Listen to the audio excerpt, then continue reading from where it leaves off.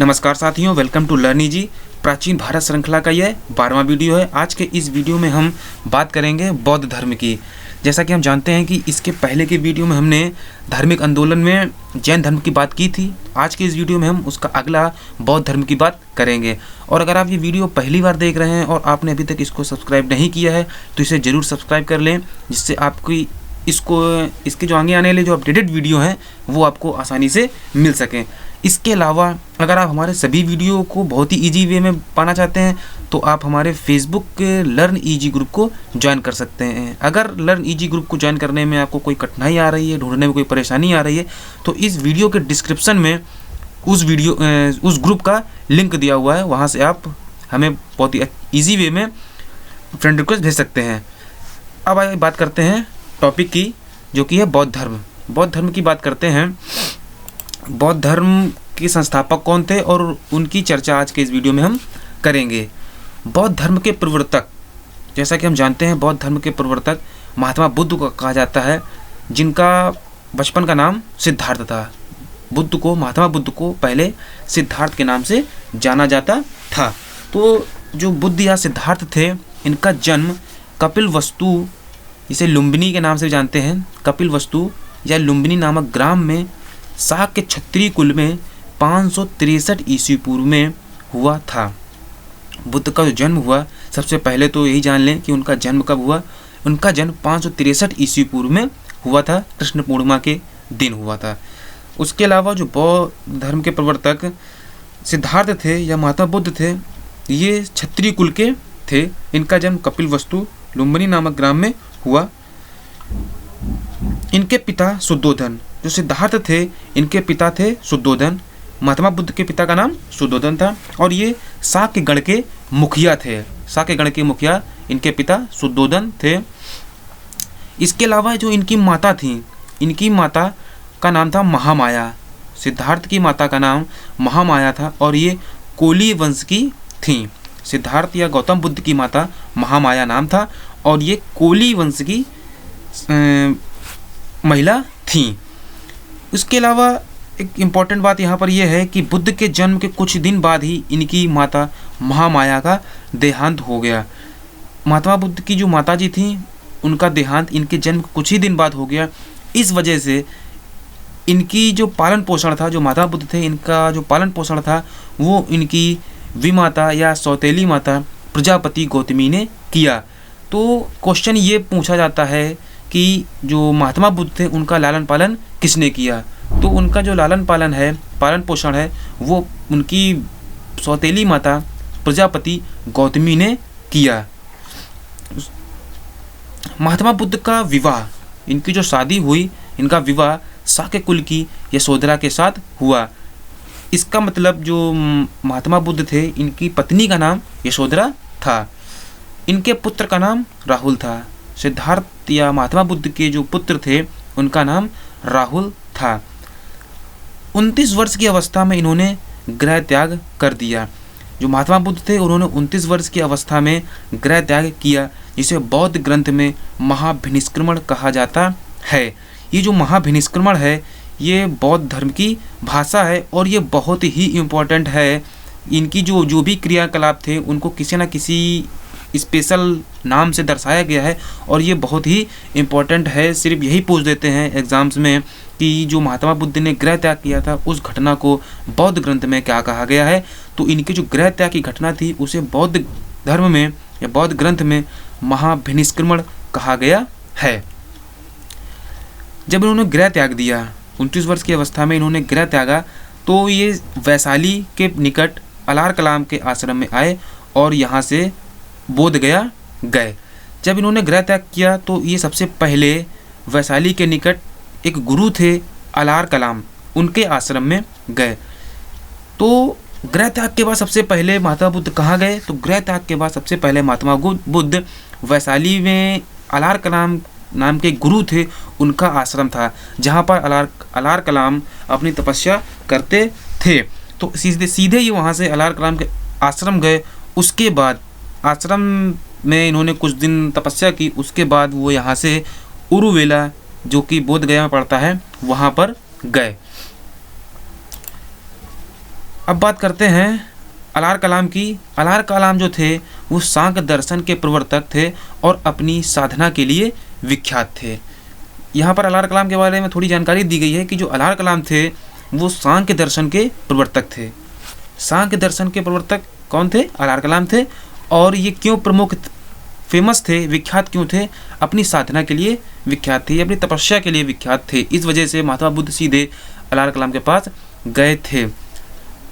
6 वर्ष तक बिना अन्न जन ग्रहण किए तपस्या करने के बाद बैसाख पूर्णिमा की एक रात को पीपल के वृक्ष के नीचे महात्मा बुद्ध को ज्ञान की प्राप्ति हुई। जो महात्मा बुद्ध थे उन्होंने 6 वर्ष तक बिना अन्न जल बिना खाना खाए या बिना पानी पिए उन्होंने तपस्या की, और इसके बाद उनको जब ज्ञान की प्राप्ति हुई तो वो क्षण कौन सा था? बैसाख पूर्णिमा का वो दिन था, रात थी। बैसाख पूर्णिमा की रात को एक पीपल के वृक्ष के नीचे इन्हें ज्ञान की प्राप्ति हुई। तो महात्मा बुद्ध को ज्ञान की प्राप्ति कहाँ हुई? इन्हें ज्ञान की प्राप्ति पीपल के वृक्ष के नीचे हुई, और जो तिथि थी, जो दिन था, वो बैसाख पूर्णिमा की रात थी। उस दिन उनको ज्ञान की प्राप्ति हुई। क्योंकि इनका बचपन का नाम सिद्धार्थ था और ये अभी तक सिद्धार्थ के नाम से जाने जाते थे, लेकिन ज्ञान प्राप्ति के बाद जो सिद्धार्थ थे वो अब बुद्ध कहे जाने लगे। जो सिद्धार्थ थे उनका नाम बुद्ध हो गया, अब वो बुद्ध के नाम से जाने लगे।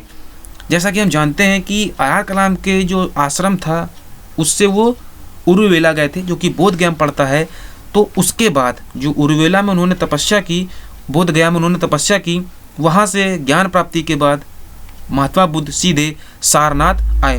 तो हालांकि यहाँ पर ये बहुत ही छोटा सा लाइन है, लेकिन यहाँ से बहुत ही इंपॉर्टेंट क्वेश्चन बनता है कि ज्ञान प्राप्ति के बाद जो महात्मा बुद्ध थे वो सबसे पहले कहाँ गए? तो ज्ञान प्राप्ति के बाद महात्मा बुद्ध सारनाथ गए। यहीं पर जो सारनाथ था, यहीं पर उन्होंने 5 ब्राह्मण सन्यासियों को उपदेश दिया। सबसे पहले उन्होंने 5 ब्राह्मण सन्यासियों को उपदेश दिया, और जो इन्होंने उपदेश दिया, मतलब प्रथम उपदेश दिया, इस उपदेश की प्रक्रिया को बौद्ध धर्म ग्रंथ में धर्मचक्र प्रवर्तन कहा गया है। जैसा कि हम पहले भी बता चुके हैं कि जो महात्मा बुद्ध की जो भी घटनाएं, उन्होंने जो भी महत्वपूर्ण घटनाएं की हैं, उनको बौद्ध धर्म में किसी न किसी स्पेशल वर्ड से दर्शाया गया है। तो इन्होंने जो पहला उपदेश दिया है 5 ब्राह्मणों को, इट मीन्स जो पहला उपदेश था उनका, उसको बौद्ध ग्रंथ में धर्मचक्र प्रवर्तन कहा गया। ये इम्पॉर्टेंट है कि उनके जो प्रथम उपदेश की घटना है उसको किस नाम से जानते हैं, तो उसको धर्मचक्र प्रवर्तन के नाम से जाना जाता है। अब बात करते हैं महात्मा बुद्ध ने अपने उपदेश कहाँ दिए। महात्मा बुद्ध ने अपने उपदेश मगध, कोसल, वैशाली और कौशाम्बी आदि राज्यों में दिए। जो महत्वपूर्ण इन्होंने उपदेश दिए वो कहाँ दिए? सबसे ज़्यादा उपदेश उन्होंने मगध, कोसल, वैशाली और कौशाम्बी में दिए। इन्होंने अपने जो सर्वाधिक उपदेश दिए हैं वे कोसल जो राज्य था, कोसल की राजधानी श्रावस्ती में इन्होंने सबसे अधिक उपदेश दिए। यहाँ भी एक क्वेश्चन बनता है कि महात्मा बुद्ध ने अपने सबसे अधिक उपदेश कहाँ पर दिए? तो महात्मा बुद्ध ने अपने सबसे अधिक उपदेश श्रावस्ती में दिए। और श्रावस्ती क्या था? श्रावस्ती जो थी वो कोसल देश की राजधानी थी। कोसल देश की राजधानी श्रावस्ती में उन्होंने सबसे अधिक उपदेश दिए। महात्मा बुद्ध ने अपना जो जीवन का अंतिम क्षण था वह कुशीनगर में बिताया। अंतिम क्षण में जब जीवन का जो अंतिम क्षण था वो उन्होंने कुशीनगर में व्यतीत किया। वहाँ पर 483 ईस्वी पूर्व में महात्मा बुद्ध की मृत्यु हो गई और इस समय इनकी अवस्था 80 वर्ष की थी। 80 वर्ष की अवस्था में इन्होंने अपना शरीर का त्याग किया। अब जो ये इनकी मृत्यु हुई, जो महात्मा बुद्ध हैं इनकी मृत्यु हुई, इस मृत्यु की जो मृत्यु हुई इनकी जो मृत्यु हुई उसे बौद्ध ग्रंथ में क्या कहा गया? तो जब इनकी मृत्यु हुई इसे बौद्ध ग्रंथ में महापरिनिर्वाण कहा गया। इनकी मृत्यु को बौद्ध ग्रंथ में महापरिनिर्वाण नाम से जाना गया। इसके बाद जब इनकी मृत्यु हुई तो इनके जो शरीर के अवशेष थे उनको 8 भागों में बांटकर उन पर 8 स्तूपों का निर्माण कराया गया। तो महात्मा बुद्ध की मृत्यु के बाद उनके शरीर को कितने भागों में बांटा गया? तो महात्मा बुद्ध की मृत्यु के बाद उनके शरीर को 8 भागों में बांटा गया। जो उनके अवशेष थे उनको 8 भागों में बांटा गया और उन सभी 8 भागों को रख करके उन पर 8 स्तूपों का निर्माण कराया गया। अब बात करते हैं आगे बुद्ध ने जो भी अपने विचार व्यक्त किए। बुद्ध ने बताया कि जो सांसारिक दुख हैं, जो बुद्ध ने ये बताया कि जो सांसारिक दुख हैं उनसे मुक्ति के लिए अष्टांगिक मार्ग, जो महात्मा बुद्ध थे उन्होंने बताया कि जो अष्टांगिक मार्ग है उसके द्वारा ही दुखों से मुक्ति पाई जा सकती है। और दुखों के संबंध में उन्होंने 4 आर्य सत्यों का उपदेश दिया। महात्मा बुद्ध ने जो दुख थे, जो सांसारिक दुख थे, उनके संबंध में उन्होंने 4 सत्य उपदेश दिए और उन दुखों से मुक्ति के लिए उन्होंने अष्टांगिक मार्ग को अपनाने की बात कही। तो यहाँ से एक क्वेश्चन बनता है कि अष्टांगिक मार्ग जो है उसको अपनाने की बात किसने कही? तो अष्टांगिक मार्ग को अपनाने की बात महात्मा बुद्ध ने कही। और जो अष्टांगिक मार्ग था उसका मुख्य उद्देश्य क्या था? तो अष्टांगिक मार्ग का मुख्य उद्देश्य जो सांसारिक दुख हैं उनसे मुक्ति पाना था। बुद्ध के अनुसार इन अष्टांगिक मार्गों का पालन करने के उपरांत जो भी इन्होंने अष्टांगिक मार्ग बताए हैं उनका अगर कोई व्यक्ति पालन कर लेता है तो उसके बाद, इनको पालन करने के बाद मनुष्य की जो भाव हैं, जो मनुष्य के भाव होते हैं, जो भोग विलास की ओर जो उनके भाव होते हैं वो नष्ट हो जाते हैं और उसे निर्वाण प्राप्त हो जाता है। निर्वाण का मतलब यहाँ पर मोक्ष से है। तो बुद्ध ने बताया कि जो अष्टांगिक मार्ग हैं उनका अगर हम पालन करते हैं उसके बाद जो भी हमारी क्रियाकलाप है, जो भी सांसारिक क्रियाकलाप हैं, उनकी जो भाव हैं वो नष्ट हो जाएंगे और मोक्ष की प्राप्ति हो जाएगी। बुद्ध ने 3 रत्न बताएं। बुद्ध ने अपने धर्म के 3 रत्न, जिन्हें त्रिरत्न के नाम से जाना जाता है, और ये त्रिरत्न है बुद्ध, संघ और धम्म। बौद्ध के जो त्रिरत्न हैं वो कौन कौन से हैं? बुद्ध, संघ और धम्म। क्वेश्चन ऐसे पूछ सकते हैं इसको कि कोई 4 ऑप्शन दे करके कि इसमें से कौन से महात्मा बुद्ध का त्रिरत्न नहीं है। तो अगर आपको ये पता होगा कि त्रिरत्न कौन कौन से हैं तो वहाँ पर आप ऑड छांट सकते हैं। तो बुद्ध के जो त्रिरत्न हैं वो कौन कौन से हैं? बुद्ध, संघ और धम्म। इनको याद रखिएगा। अब बात करते हैं बुद्ध द्वारा स्थापित जो संघ था। महात्मा बुद्ध ने जो संघ स्थापित किया था उसमें जो प्रस्ताव पाठ, जो भी प्रस्ताव पेश किए जाते थे उन्हें क्या कहते थे? ये शब्दावली है। जो बुद्ध की जो संघ थी उसमें जो कोई भी प्रस्ताव पारित करते थे तो उसे अनुशासन कहा जाता था। ये एक बहुत ही कह सकते हैं इंटरनल चीज़ है, क्योंकि ये उनकी शब्दावली है। जो महात्मा बुद्ध थे उनकी जो सभा होती थी उसके जो भी कार्य थे उनकी ये एक शब्दावली है। और वहाँ से उठाया गया क्वेश्चन है ये कि जो बुद्ध थे उनका जो संघ था, बुद्ध का जो संघ था उसमें कोई पाठ या कोई नियम प्रस्तावित किया जाता था तो उसे क्या कहा जाता था? जब कोई पाठ प्रस्तावित किया जाता था तो उसे अनुशासन कहते थे। अगर कोई बौद्ध भिक्षु या कोई बौद्ध धर्म को मानने वाला संघ में प्रवेश पाना चाहता था तो उसको उपसंपदा कहा जाता था। इसके अलावा एक इम्पॉर्टेंट चीज़ यहाँ पर यह है कि जो भी संघ था, जैसा कि आज के ज़माने में भी हमारे यहाँ कोई भी प्रक्रिया चलाने के लिए या कोई भी, जैसे कि किसी भी देश का शासन चलाने के लिए कुछ लोगों की ज़रूरत पड़ती है, तो उस वैसा भी उस समय ही था। जो संघ था तो संघ का जो अधिवेशन होता था उसमें कम से कम 20 भिक्षुओं की उपस्थिति आवश्यक थी। संघ के अधिवेशन में कितने भिक्षुओं की आवश्यकता थी? संघ के अधिवेशन में कम से कम 20 भिक्षुओं की उपस्थिति आवश्यक थी। और जो महात्मा बुद्ध थे, गौतम बुद्ध थे, उनका जो संघ था उसमें महिलाओं का प्रवेश वर्जित था। उनके संघ में कोई भी महिला नहीं थी, लेकिन उनके जो एक शिष्य थे आनंद, तो उनके शिष्य आनंद के कहने पर ही महात्मा बुद्ध ने अपने संघ में महिलाओं को प्रवेश दिया। और सबसे पहले इन्होंने जो इनकी संघ की पहली महिला थी वो थी इनकी सौतेली माता प्रजापति गौतमी। तो प्रजापति गौतमी, अब यहाँ पर प्रजापति गौतमी इम्पॉर्टेंट हो गई। क्यों? क्योंकि यहाँ से एक क्वेश्चन बनता है कि क्योंकि महात्मा बुद्ध का जो संघ था उसमें महिलाओं का प्रवेश वर्जित था, तो सबसे पहले जो महिला आई, इन्होंने महिलाओं को प्रवेश प्रारंभ करा दिया, तो जो सबसे पहली महिला आई वो कौन थी? तो जो सबसे पहली महिला आई वो इनकी सौतेली माता प्रजापति गौतमी थी। इसके बाद एक घटना हुई कनिष्क शासनकाल में। जो कनिष्क थे उनके शासनकाल में एक घटना हुई और उसमें बौद्ध धर्म दो भागों में विभक्त हो गया। तो जो बौद्ध धर्म है उसका विघटन किसके शासनकाल में हुआ? तो जो बौद्ध धर्म का जो विघटन है वो कनिष्क के शासनकाल में हुआ और बौद्ध धर्म दो भागों में बट गया। ये जो दो धर्म हैं वो हैं हीनयान और महायान। हीनयान और महायान के रूप में बौद्ध धर्म दो भागों में विभक्त हो गया और ये घटना कनिष्क के शासनकाल में हुई। जो हीनयान लोग थे वो रूढ़िवादी प्रवृत्ति के थे। जो धर्म दो भागों में विभक्त हुआ हीनयान और महायान, उसमें से जो हीनयान के लोग थे वो रूढ़िवादी प्रवृत्ति के थे और ये लोग महात्मा बुद्ध को एक महापुरुष मानते थे।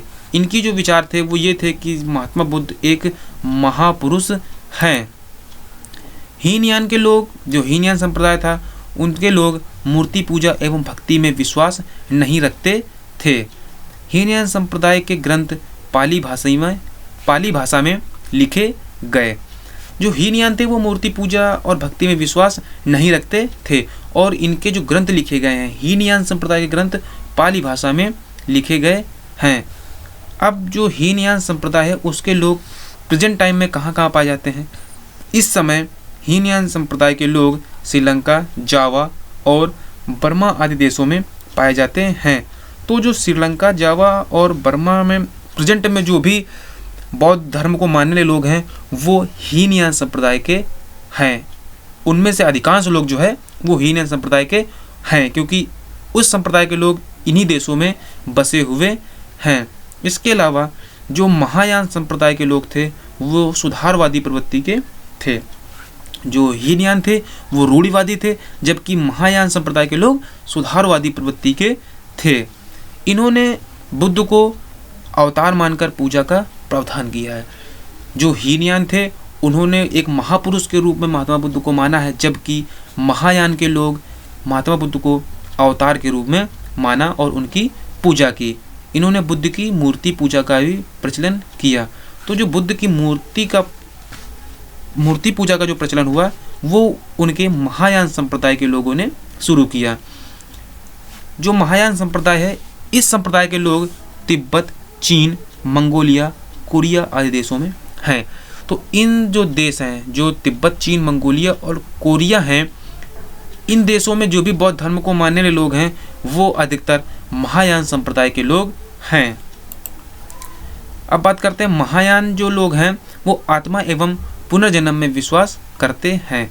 महायान के लोग आत्मा और पुनर्जन्म में विश्वास करते हैं और महायान का प्राचीनतम ग्रंथ, जो महायान धर्म संप्रदाय के लोग हैं उनका प्राचीनतम ग्रंथ ललित विस्तार है और इसमें बुद्ध के जीवन की गाथा का वर्णन है। तो जो महात्मा बुद्ध हैं, गौतम बुद्ध हैं, उनके जीवन की गाथा का वर्णन किस पुस्तक में है? तो वो है ललित विस्तार। ललित विस्तार में उनकी जीवन की गाथा का वर्णन किया गया है। अब बात करते हैं बुद्ध के जीवन से संबंधित कुछ प्रतीक, कुछ ऐसे प्रतीक जो बुद्ध के जीवन से संबंधित हैं। जो बुद्ध का जन्म हुआ तो उस जन्म को कमल एवं साढ़ से डिनोट किया गया है। कमल और साढ़ जो है वो उनके जन्म के प्रतीक हैं। गृह त्याग का जो प्रतीक है वह घोड़ा है। घोड़ा किसका प्रतीक है? गृह त्याग का। पीपल, जो पीपल का वृक्ष है वो ज्ञान का प्रतीक है क्योंकि इनको जो ज्ञान प्राप्त हुआ था वो एक पीपल के वृक्ष के नीचे ही प्राप्त हुआ था। इस वजह से पीपल जो है वो ज्ञान का प्रतीक है। पद चिन्ह, जो पद चिन्ह है वह निर्वाण या मोक्ष का प्रतीक है। स्तूप, वो मृत्यु का प्रतीक है क्योंकि इनकी मृत्यु के बाद जो इनके अवशेष थे उन पर ही स्तूपों का निर्माण कराया गया है। इस वजह से जो मृत्यु है उसका प्रतीक स्तूप है। अब बात करते हैं बौद्ध संगीतियाँ। कितनी बौद्ध संगीतियाँ हुई और वो कहाँ कहाँ पर हुई और उनमें कौन कौन से महत्वपूर्ण कार्य हुए। तो प्रथम संगीति, जो प्रथम बौद्ध संगीति थी वह 483 ईस्वी पूर्व में हुई।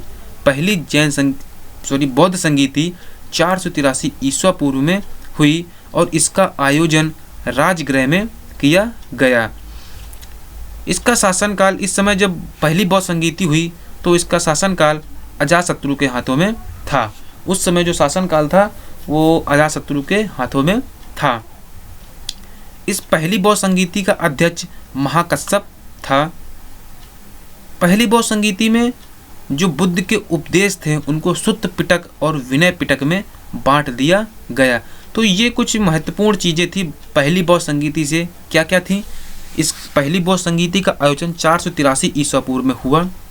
इसका आयोजन राजगृह में हुआ और उस समय जो राजगृह था उसमें अजातशत्रु का शासन था।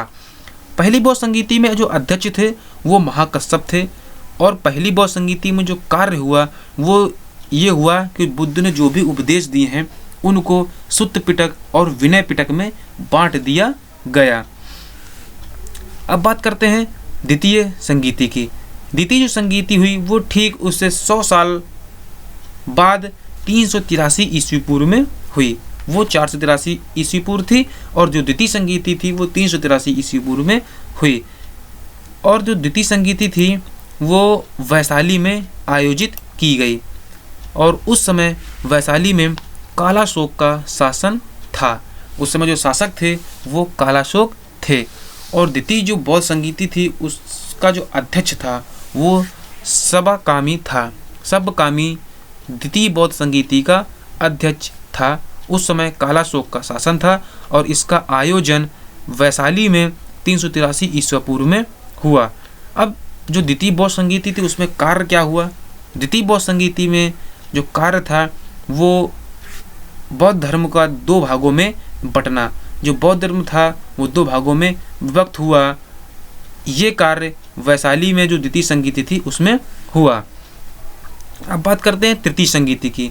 जो तृतीय संगीति थी वो 251 ईस्वी पूर्व में हुई। इसका आयोजन पाटलिपुत्र में किया गया। जो तृतीय संगीति थी वो 251 ईस्वी पूर्व में पाटलिपुत्र में इसका आयोजन किया गया। इस समय जो शासक थे वह अशोक थे। तृतीय संगीति के समय जो शासक थे वह अशोक थे और जो अध्यक्ष थे वह थे मोगलीपुत्र तिस्स। मोगलीपुत्र तिस्स तृतीय बौद्ध संगीति का अध्यक्ष था। इसमें जो महत्वपूर्ण कार्य किया गया वह था अभिधम्म पिटक को संकलित किया गया। तो अभिधम्म पिटक को संकलन कब हुआ? अभिधम्म पिटक का संकलन तृतीय बौद्ध संगीति 251 ईस्वी पूर्व में हुआ। इसका आयोजन पाटलिपुत्र में किया गया। अगला है हमारा चतुर्थ बौद्ध संगीति। जो चतुर्थ बौद्ध संगीति थी वह लगभग 100 ईस्वी, जो 100 ईस्वी थी उसके लगभग में ये चतुर्थ संगीति का आयोजन हुआ। इसका जो आयोजन स्थल था वह कुंडलवन था। चतुर्थ बौद्ध संगीति का आयोजन कहाँ हुआ? कुंडलवन में हुआ। इस यहाँ पे शासक जो थे वह कनिष्क थे। चतुर्थ बौद्ध संगीति के शासक जो थे वह कनिष्क थे और इसका जो अध्यक्ष थे वो वसुमित्र थे। जो वसुमित्र थे वो चतुर्थ बौद्ध संगीति के अध्यक्ष थे। तो ये कुछ 4 बौद्ध संगीतियाँ थीं और यहाँ तक हमने जो है बौद्ध धर्म की जितनी भी महत्वपूर्ण चीज़ें थी उसकी हमने जानकारी यहाँ पर ली। और जो जानकारी है वो इस तरह से प्रोवाइड कराई गई है कि जो कि एग्ज़ाम के पर्पज़ से बहुत ही महत्वपूर्ण है। कोई भी ऐसा टॉपिक नहीं बताया गया है कि जो एक्स्ट्रा लगे या जिसका एग्ज़ाम में कोई यूज़ नहीं है। तो जितनी भी चीज़ें एग्ज़ाम में पूछी जा सकती हैं और जो भी ज्ञानवर्धक चीज़ें हैं वो यहाँ पर प्रोवाइड कराई गई हैं। तो ये थी हमारी चौथी संगीति। और अगर आपको ये वीडियो अच्छा लगे तो इसे लाइक और सब्सक्राइब करना मत भूलिएगा। और अगर आपने अभी तक सब्सक्राइब नहीं किया है तो इसे ज़रूर कर लें, जिससे आपको इसके आगे आने वाली वीडियो आसानी से मिल सकें। और आप हमारे लर्न ईजी ग्रुप को ज्वाइन करके वहाँ से सभी वीडियो आसानी से प्राप्त कर सकते हैं। तो वीडियो देखने के लिए आपका बहुत बहुत धन्यवाद।